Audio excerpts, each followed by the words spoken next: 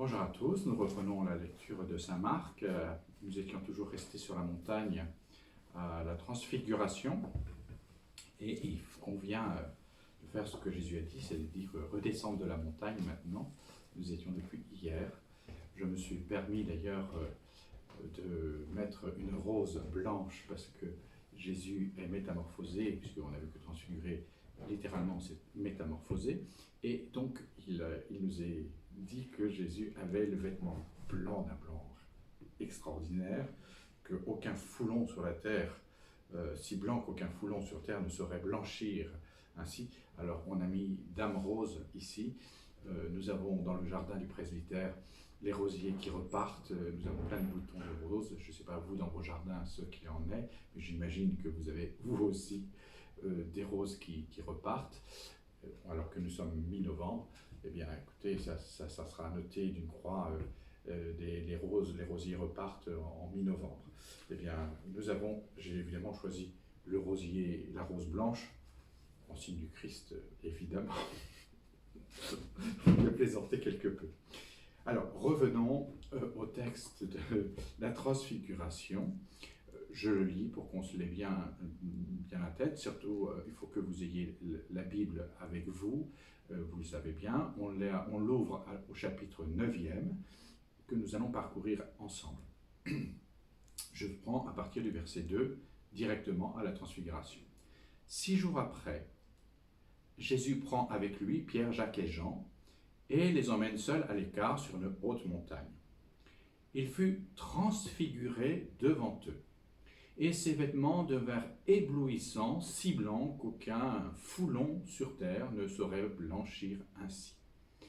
Élie leur apparut avec Moïse. Il s'entretenait avec Jésus. Intervenant, Pierre dit à Jésus, « Rabbi, il est bon que nous soyons ici.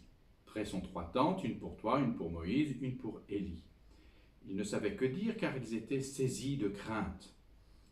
Une nuée vint les recouvrir et il y eut une voix venant de la nuée. « Celui-ci est mon fils bien-aimé, écoutez-le. » Aussitôt, regardant autour d'eux, ils ne virent plus personne d'autre que Jésus, seul avec eux.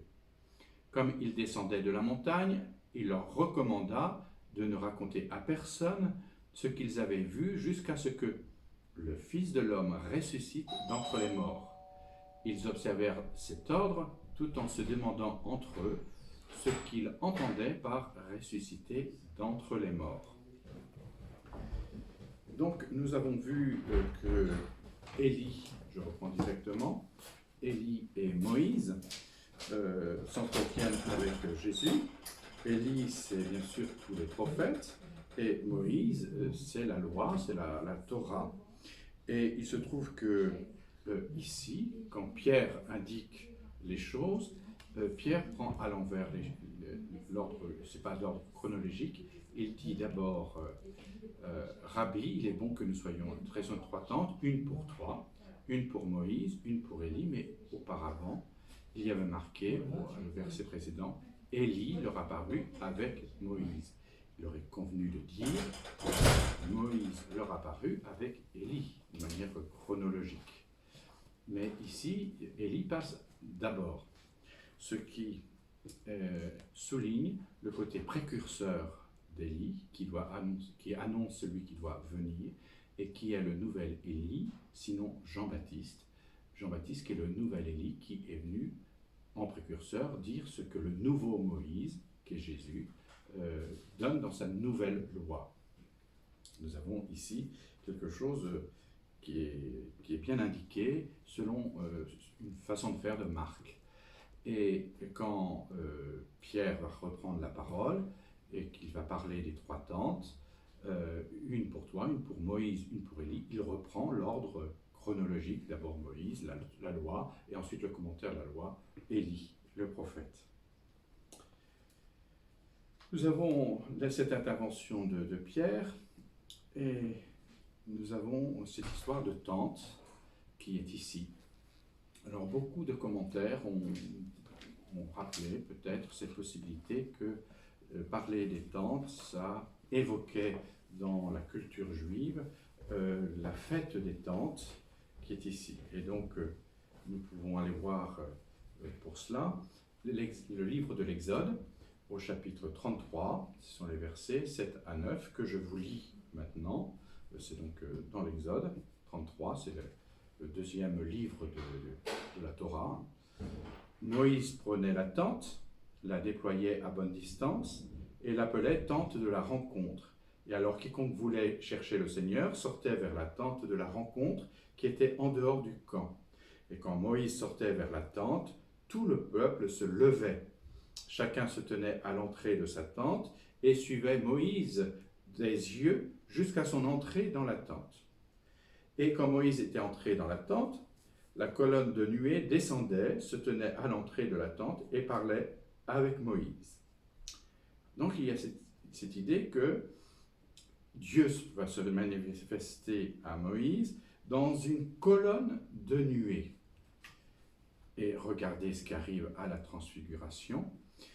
Une fois qu'ils ont vu que Moïse et Élie sont bien présents, eh bien, ils ne savaient que dire car ils avaient saisi de crainte, mais enfin, Pierre a quand même dit « Qu'est-ce que c'est chouette, on est bien avec toi et c'est super beau, c'est super bien d'être dans la gloire avec toi, c'est trop génial. Donc on va y rester, on va mettre des tentes, on va bâtir les tentes. » Et puis, il donne pourquoi les 3 tentes. Et en fait, une nuée vient les recouvrir. Donc voilà la présence divine qui est manifestée comme dans le désert. Et comme en Exode 23. Et il y eut une voix venant de la nuée, exactement comme lorsque Dieu parle à Moïse. Exactement, c'est de la nuée que vient la parole à Moïse. La parole de Dieu à Moïse. Et qu'est-ce qu'on entend ? Une voix venant de la nuée, « Celui-ci est mon fils bien-aimé, écoutez-le ». Cela évoque évidemment celui-ci est mon fils bien-aimé du baptême, qu'on a vu au chapitre 1er. Je voulais vous revenir à ce qu'on a dit sur les tentes. J'ai oublié de vous dire quelque chose parce que hier j'ai été très vite sur la fête des tentes parce qu'on arrivait au temps écoulé. Là, il faut absolument que je prenne le temps. La tente, je vous avais dit hier que la tente en latin se disait tabernaculum, c'est la tente en fait de la Légion, des militaires, qu'on a, même dans l'armée française on a eu ça dans les années 80, 78. On avait la toile, la moitié de la toile, et il fallait être à 2 pour boutonner et mettre cette toile sur 2 piquets et tirer avec des ficelles, et on dormait, on bivouaquait dessous. Eh bien, cette petite tente s'appelait tabernaculum, et tabernaculum a donné le tabernacle. Et c'est pour ça que sur le tabernacle, on met souvent un voile pour rappeler que c'est la tente de la rencontre, que Dieu y est présent. Et donc, ce petit tabernacle avec le voile, ou un rappel d'une étoffe pour rappeler ça rappelle simplement la tente, le tabernacle, la tente de la rencontre. C'est pas comme dans les synagogues, ou dans les synagogues, vous avez un rideau. Un rideau que l'on ouvre pour atteindre l'armoire dans laquelle vous allez trouver tous les rouleaux de la loi et des prophètes. Et donc là c'est différent, là c'est le voile. Nous, ce n'est pas le voile qui évoque le voile du temple, c'est plutôt la tente de la rencontre, et Dieu a établi sa tente parmi nous. Quand dans Saint Jean, c'est plus Saint Marc, Saint Jean, lorsqu'on est au prologue de Saint Jean chapitre 1, il a établi sa demeure parmi nous, littéralement, c'est il a établi sa tente parmi nous. Et la tente, c'est bien de tabernaculum, a donné tabernaculum, qui a donné nos tabernacles où il y a la présence eucharistique. Donc, nous avons tout de suite ce lien avec les fêtes des tentes, qui est ici. Qu'est-ce que c'est la fête des tentes ? Eh bien, pourquoi ça évoque la fête des tentes ? Il y a non seulement la tente, mais il y a les 6 jours. Regardez au chapitre 2, 6 jours après, Jésus prend avec lui Pierre, Jacques et Jean. 6 jours après, d'où vient ce 6 ? Eh bien, c'est la tradition des fêtes des tentes, en fait. La fête des tentes durait 6 jours. Et il y avait 6 jours avant la fête des expiations, 6 jours après la fête des tentes, qui dure 6 jours. 6 et 6, 12. Donc, Et pendant les 6 jours que durait la fête, on dort sous la tente. Et c'est encore vrai aujourd'hui. Alors qu'on habite Paris, si on a un balcon, eh bien avec les enfants, on fait une hutte, une tente, et on va dormir sur le balcon au moins une nuit, quoi, voilà. Alors, la demeure céleste de la transfiguration, ces tentes, ça évoque la fête des tentes juives, peut-être, vraisemblablement que en dessous, de manière sous-jacente, de manière culturelle, cela peut être entendu, convenu, à cause des 6 jours et à cause de Pierre qui dit « établissons ici 3 tentes ». Lui, Pierre, c'est un juif, il connaît, il dort 6 nuits de suite dans la tente au moment de cette rencontre, de cette fête de la nation.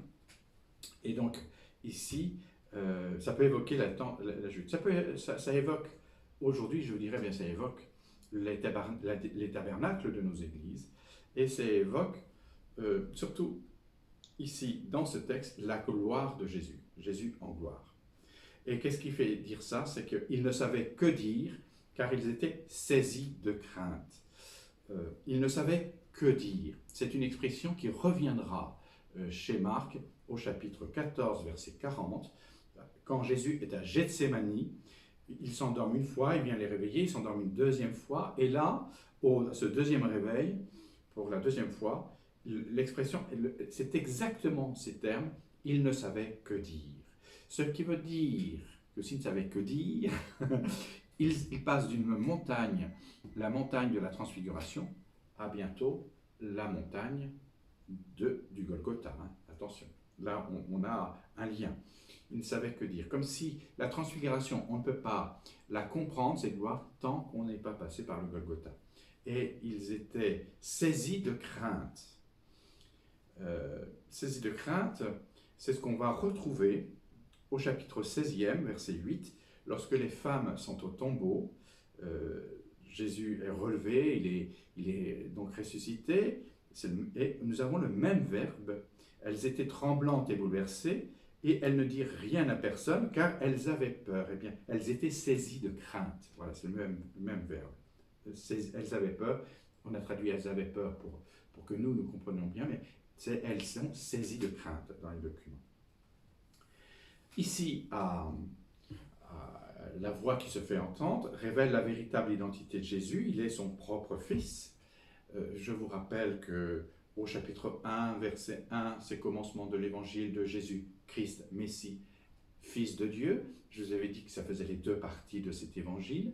Nous rentrons dans cette deuxième partie du Christ, c'est la confession de foi de Saint Pierre, et nous arrivons à la transfiguration, où Dieu le Père certifie que Jésus est le Fils de Dieu. Et nous irons au chapitre 14e, où le centurion dira vraiment cet homme était Fils de Dieu. Donc nous allons de fils à fils. Donc c'est pour ça que nous allons rentrer dans des textes qui vont nous faire rentrer un peu plus dans la gloire du Père, dans la gloire des cieux. Vous allez voir que dans la première partie, pas du tout, on a si les exorcismes, il n'y a que les démons qui disent des choses sur la sainteté, sur le Dieu très haut, sur l'identité divine de Jésus. Mais Saint Pierre se met et donc toute son équipe, les 12, se met à exprimer Fils de Christ, Messie, hein, le Messie d'Israël. Donc il rentre dans une profession de foi. Hein, c'est déjà quelque chose d'important. Il y eut une voix qui dit « Ceci est mon fils, écoutez-les ». Pierre veut dresser 3 tentes, mais il ne sait que dire, parce qu'il veut dresser 3 tentes, et qu'il y a une nuée qui arrive.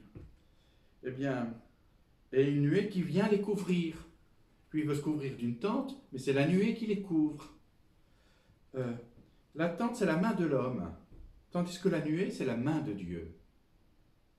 Et à la transfiguration, c'est la main de Dieu. Dieu prend la main de cette histoire.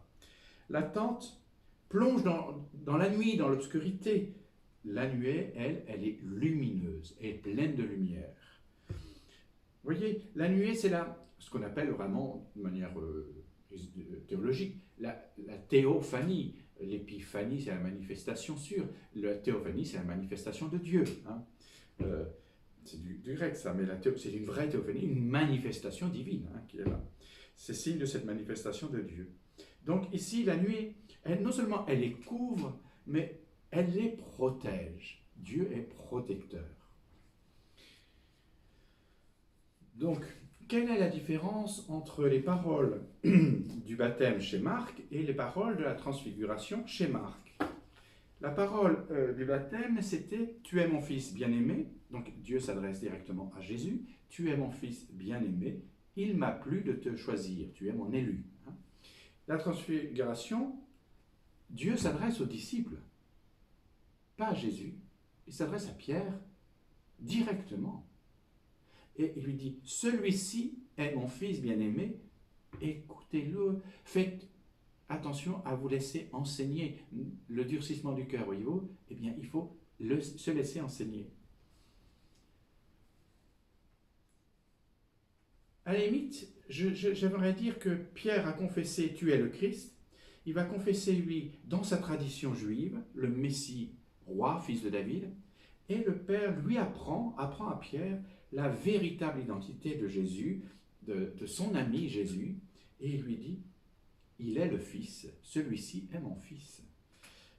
C'est admirablement fait chez Marc, ça. Ça, c'est quelque chose qui est très très beau dans l'évangile de Marc. Pierre, avec toute sa culture, tout l'héritage, tout ce qu'il a appris des prophètes et de la loi, et il arrive à dire par les prophètes, tu es le Christ. Et il faut la rencontre dans la nuée divine pour qu'il entende par Dieu cette révélation, c'est une révélation que ce Jésus est fils de Dieu.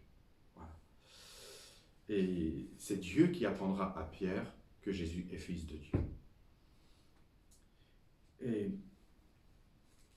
Et c'est les disciples qui vont entendre, pendant toute cette partie qui va venir, que Jésus identifie sa vie, son sort, à celui du serviteur souffrant d'Isaïe. Et Dieu le Père atteste que ce serviteur souffrant, il est le Fils. Il est son propre Fils. Et puis, il y a à la transfiguration quelque chose de très fort. Écoutez-le. C'est ce qui est précisé à la transfiguration. C'est l'enseignement de Moïse aussi, dans le Deutéronome au chapitre 18, verset 15. Je vous le cite, 18, 15.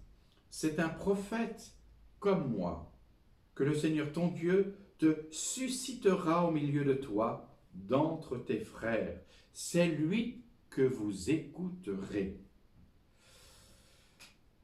Et puis, que dire de Deutéronome chapitre 6, verset 4, des lettres en or, ça. Shema Israël, Adonai Eloheinu et Adonai Yarat. C'est écoute Israël, le Seigneur ton Dieu est l'unique. Le Seigneur est ton Dieu, il est unique, il est un. Et c'est Shema Israël, écoute Israël. Quand on dit écoutez-le, c'est qu'il est le nouvel Israël, Jésus. Il va mettre en sa personne tout le collectif du peuple. Et il est le maître et le Seigneur. Donc il va être, écoutez-le. Le Père va dire, attention, il va vous enseigner, écoutez-le. Écoutez-le surtout. Et les disciples vont découvrir que cette transfiguration va les mettre en écoute. Voilà. Ça, c'est très bien fait chez Saint Marc. Et regardez comment il fait, Marc. Une fois qu'ils ont entendu, écoutez-le. Il y a le aussitôt, qu'on connaît bien chez Marc. Hein. C'est immédiat, quoi. C'est aussitôt. Regardant autour d'eux, ils ne virent plus personne d'autre que Jésus. Autrement dit, Moïse, eh bien, ils ont le nouveau Moïse. Ils n'ont plus besoin de Moïse. Élie, ils ont aussi le nouvel Élie. Les prophètes, en Jésus, tout est accompli. Ah, je viens d'envoyer un mot là.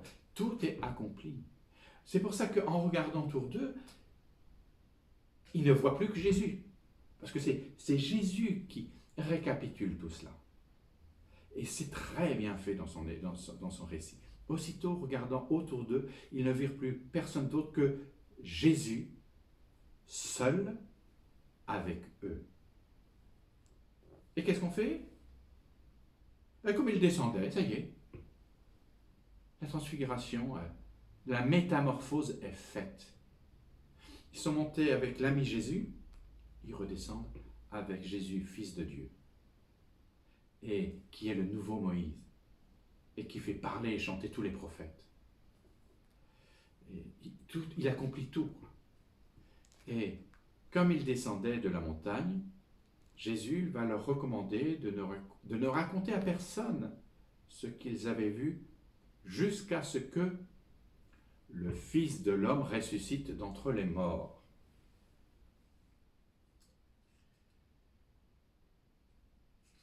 Ah.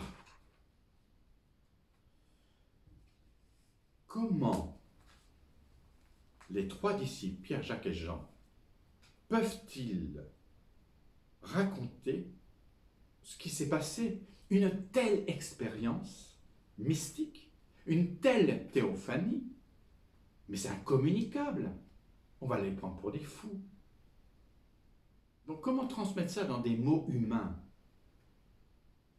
Et est-ce qu'il se pose cette question-là? Non. Il recommande de le dire à personne. Mais les disciples se posent des questions. Et qu'est-ce qu'ils se posent comme question? Ils observèrent cet ordre tout en se demandant, entre eux, Pierre, Jacques et Jean, ce qu'ils entendaient par ressusciter d'entre les morts. La résurrection des morts, c'est une question que les disciples connaissent bien. Hein? On savait que les Sadducéens, les grands prêtres, n'y croyaient pas. Mais on savait que les pharisiens, eux, y croyaient. Est-ce que Pierre sait qu'il y a la résurrection des morts? Oui, il le sait. Il le sait parce que culturellement, c'est quelque chose qui se dit à son époque. Et ça se dit, il n'y a pas si longtemps que ça se dit, mais ça se dit depuis le livre des martyrs d'Israël. En 2 Maccabées 12, 44, si en effet Judas Maccabée c'est la famille royale qui s'appelle Maccabée, si en effet Judas Maccabée n'avait pas espéré que les soldats tombés ressusciteraient, il eût été superflu de prier pour les morts. C'est la première, ça, quand je vous dis le chapitre 12, verset 44 du deuxième livre des Maccabées, là vous avez la première prise de conscience qu'il y a une vie après la mort. Pourquoi on prierait pour les morts s'ils ne sont pas en vie éternellement? Voilà. À l'époque, on comprend facilement que Dieu ne pouvait laisser le juste, celui qui sacrifiait sa vie pour la cause de Dieu, pour sa cause, connaître la mort éternelle. Non. Tous croient qu'à la fin des temps, et c'est ça l'idée commune, c'est qu'à la fin des temps, le Dieu d'Israël va ressusciter tous les morts. Par contre, quand Jésus dit qu'il mourra et que 3 jours après, il ressuscitera, ça, c'est pas possible. Ça, c'est des choses qu'on ne connaît pas à son époque. Ça, ils n'ont jamais appris ça dans leur catéchisme, si entre guillemets, dans leur enseignement, dans la culture, on ne dit pas qu'on va ressusciter 3 jours après la mort. C'est pas possible. Ça. Alors c'est pour ça qu'ils se posent la question, qu'est-ce qu'il a voulu dire? Parce que là, ils n'ont jamais appris ça, on n'a jamais entendu ça dans la foi d'Israël, au 1er siècle, on n'a pas entendu. Donc, ressusciter d'entre les morts, c'est la fin des temps. C'est à la fin du monde, quoi, à la fin des temps. Et donc, il va y avoir tout ce dialogue sur Élie, qui est la suite ici. Et il l'interrogeait, pourquoi les scribes disent-ils qu'Élie doit venir d'abord? Il leur dit, certes, Élie vient d'abord et rétablit tout, mais alors comment est-il écrit du Fils de l'homme qu'il doit beaucoup souffrir et être méprisé? Eh bien, moi, je vous le déclare. Élie est venu et ils lui ont fait tout ce qu'il voulait selon ce qui est écrit de lui.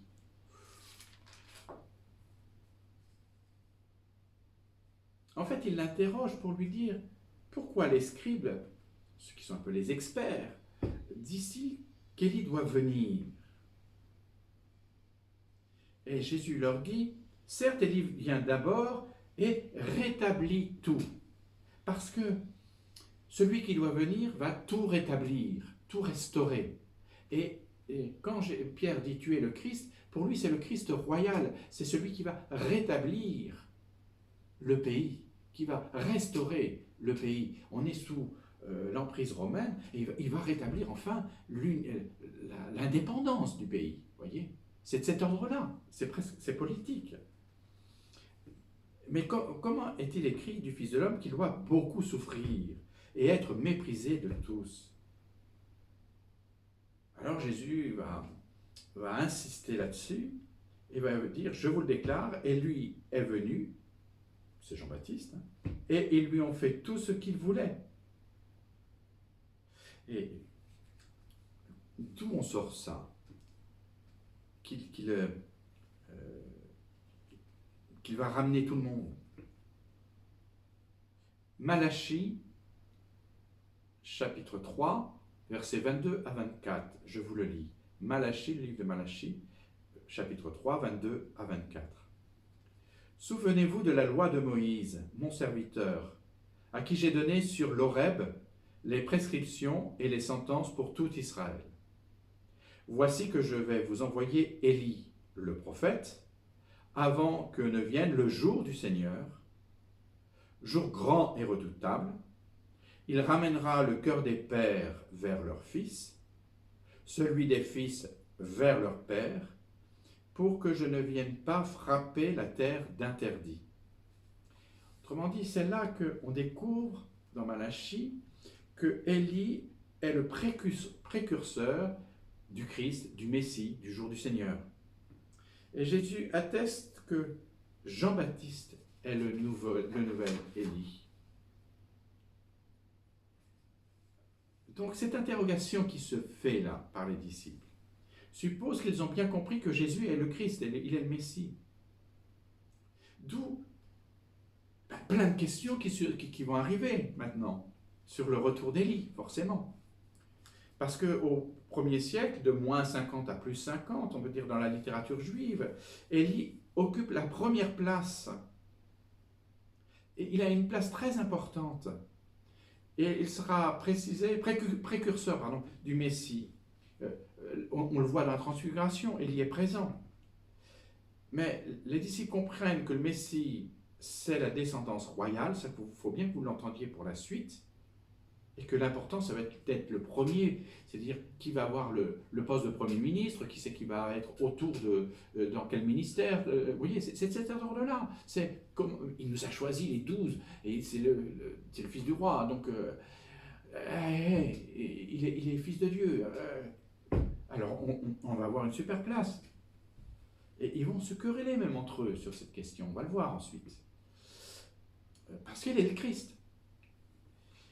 Mais le Christ, pour eux, ils ont en tête ce qu'on leur a appris. Et donc, il est de descendance royale, et c'est le fils de David, et il est donc glorieux, il est donc victorieux. Et Jésus leur dit, regardez, le nouvel Élie, il est où? Il est décapité, il est mort. Regardez ce qu'on lui a fait. On l'a enchaîné pendant des mois, et ils l'ont tué. Alors ça fait un court-circuit dans leur tête. Ils ne comprennent pas. Et la réponse de Jésus, le Messie, il est comme tous les prophètes. Le Messie sera méprisé comme les prophètes et il sera même persécuté, exécuté même, persécuté, comme tous les prophètes. Et il leur dit, vous voyez, Élie est venu là, mais on ne l'attendait pas. Jean-Baptiste est venu, mais on ne l'attendait pas. C'était où? C'était dans le désert et c'était au bord du Jourdain. Et il est exécuté par Hérode. Le Messie est venu, mais le royaume de Dieu ne se réalise pas dans le triomphe, mais dans l'humiliation et la croix. le Christ n'ira vers la gloire que par le don total de sa vie. Il faut qu'il s'offre à son Père et qu'il sera le modèle à suivre pour tous les disciples, mais par le chemin de la croix. Ça, c'est très beau ce passage du Élie, du nouvel Élie, qui sous-entend que c'est Jean-Baptiste. Et ensuite, nous avons la guérison d'un enfant possédé. Alors ça, c'est un grand texte aussi. Je vous lis le texte. En venant vers les disciples, ils virent autour d'eux une grande foule et les scribes qui discutaient avec eux. Dès qu'elle vit Jésus, toute la foule fut remuée et l'on accourait pour le saluer. Il leur demanda, « De quoi discutez-vous avec eux ?» Quelqu'un dans la foule lui répondit, « Maître, je t'ai amené mon fils, il a un esprit muet. » L'esprit s'empare de lui n'importe où, il le jette à terre et l'enfant écume, grince des dents et devient raide. J'ai dit à tes disciples de le chasser et ils n'en ont pas eu la force. Prenant la parole, Jésus leur dit, « Génération incrédule, jusqu'à quand serai-je auprès de vous? Jusqu'à quand aurai-je à vous supporter? Amenez-le-moi. » Ils le lui amenèrent. Dès qu'il vit Jésus, l'esprit se mit à agiter l'enfant de convulsions. Celui-ci, tombant par terre, se roulait en écumant. Jésus demanda au Père, « Depuis combien de temps cela lui arrive-t-il » Il dit, « Depuis son enfance.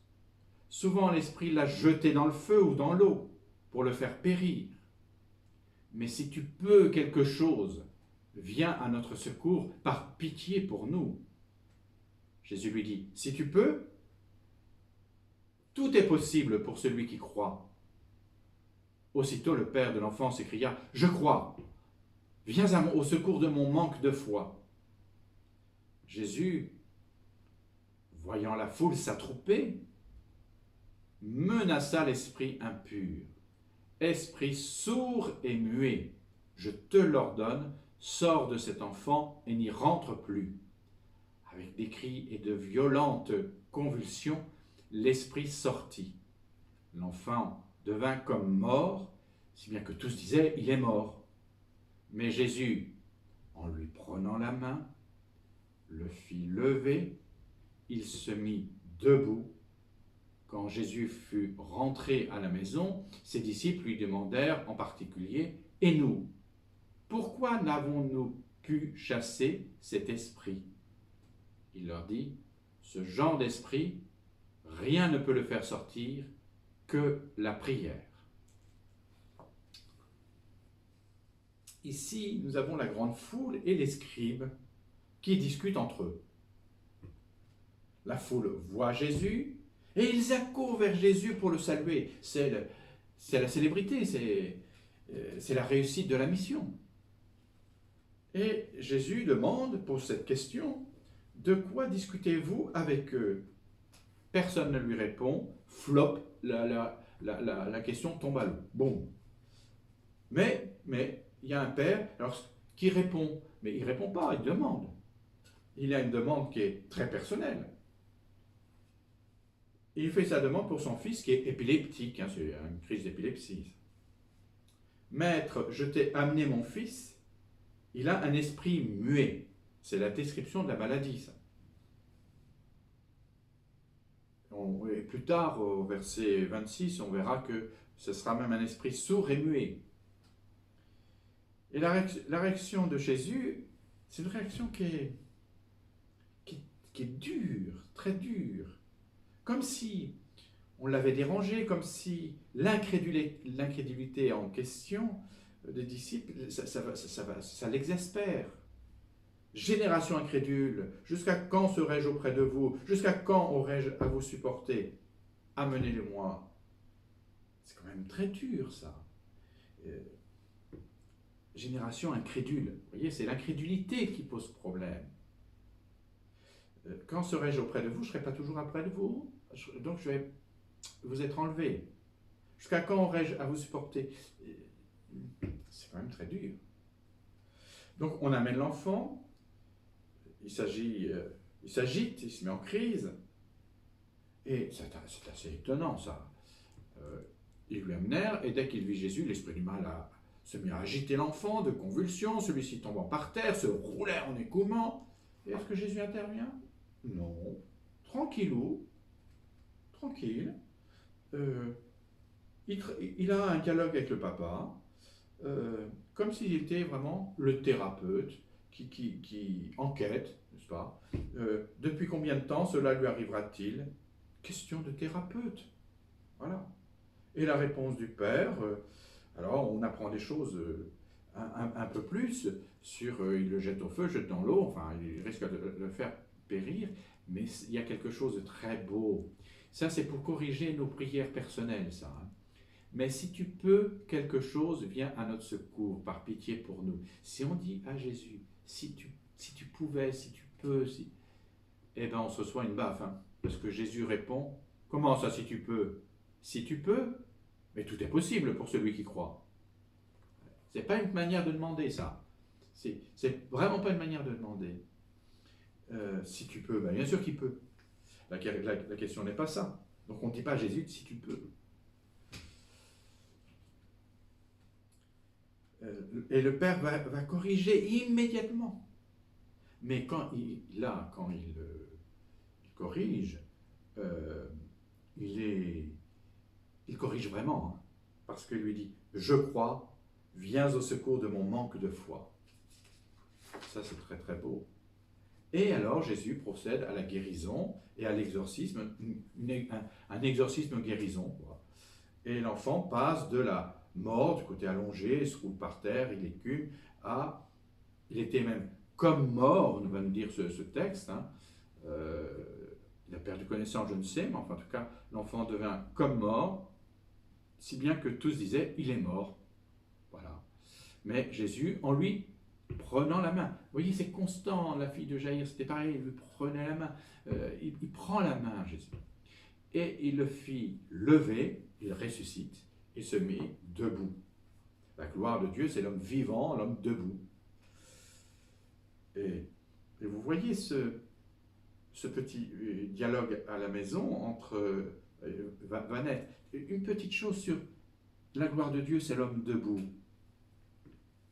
Quand nous sommes dans nos assemblées présentielles, on peut dire ça, au niveau de l'Eucharistie, on ne cesse de s'asseoir, d'être debout, assis, debout. Eh bien, être debout, c'est se mettre en chemin dans l'écoute et dans la prière, dans le silence. Et le fait d'être debout, c'est être dans la gloire de Dieu. Et vraiment, je vous le dis, quand vous êtes debout à l'église, c'est que vous rendez grâce au Seigneur d'être un homme vivant, debout.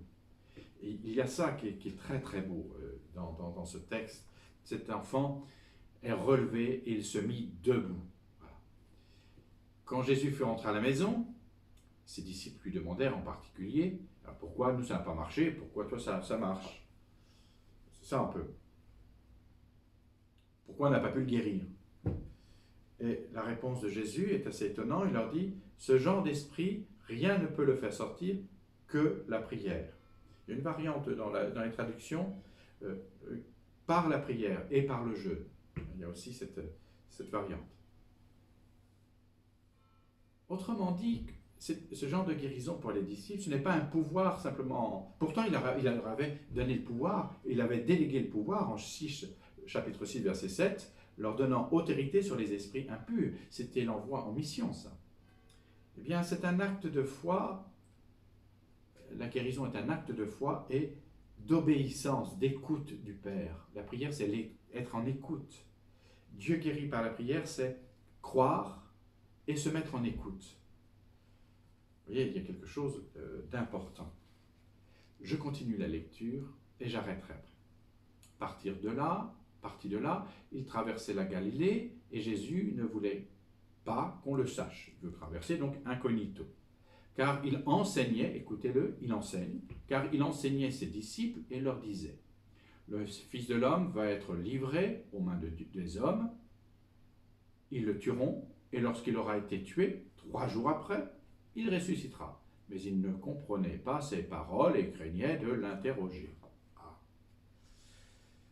Alors on est en chemin. Il annonce une seconde fois la passion du Fils de l'homme à ses disciples, qui sont incrédules.